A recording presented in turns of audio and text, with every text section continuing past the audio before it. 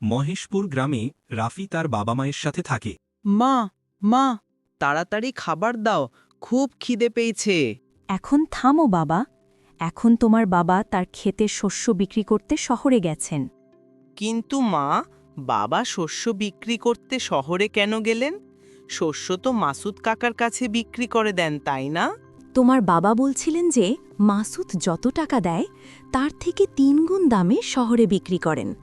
যদি তোমার বাবা নিজে শহরে বিক্রি করতে যান তবে সেই 3 গুণ টাকা তিনিই পেয়ে যাবেন। তাহলে আমাদের দারিদ্রতাও দূর হয়ে যাবে। এটা তো খুব ভালো কথা মা। এবার তাড়াতাড়ি বাবা চলে আসুক, রাতও তো হয়ে আসছে। আজ জানতে পারলাম মাসুদ আমাদের পরিশ্রম থেকে কিভাবে নিজে টাকা কামাতো। আজ প্রথমবার এত টাকা পেলাম যে বিশ্বাসই হচ্ছে না, বারবার গুনতে ইচ্ছে করছে। আয়, আজ আমি তোকে খাবো, তোর রক্ত পান করব।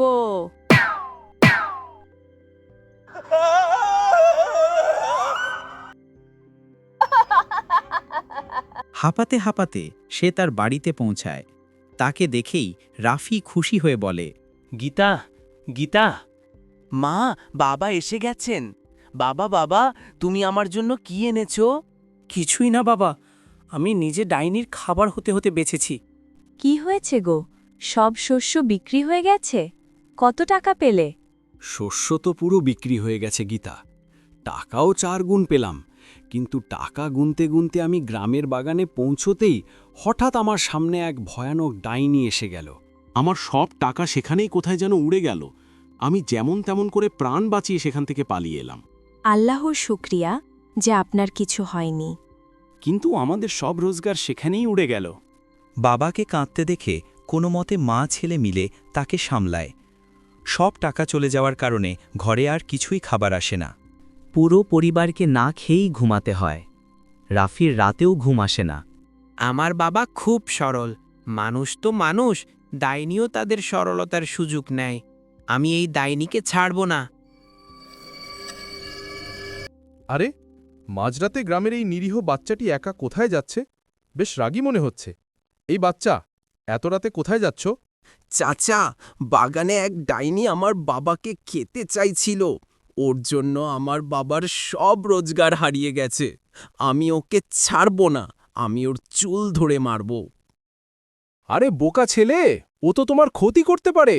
ছোটবেলা থেকেই তোমাকে কোলে নিয়ে খেলেছি, তোমার ভালোর জন্য বলছি। যাও, বাড়ি ফিরে যাও। না না, যাই হয়ে যাক, ও আমার বাবাকে কাঁদিয়েছে, আমি ওকে ছাড়ব না। দাঁড়াও, এই নাও, এটা সুরা পড়ে দেওয়া পানি বাবা। যেই ডাইনি তোমার উপর হামলা করতে চাইবে তুমি এই পানি ওর উপর ছিটিয়ে দিও। ও জ্বলতে শুরু করবে, ছটফট করতে থাকবে। এরপর তুমি ওর থেকে যা চাও তাই করাতে পারো। আচ্ছা, এটা তো বলো, কি করাবে ওর থেকে? ওটা আমি যেতে যেতে ভাবব। মানুষের গন্ধ পাচ্ছি মনে হচ্ছে, কোনো শিকার আসছে। নতুন শিকার এসেছে।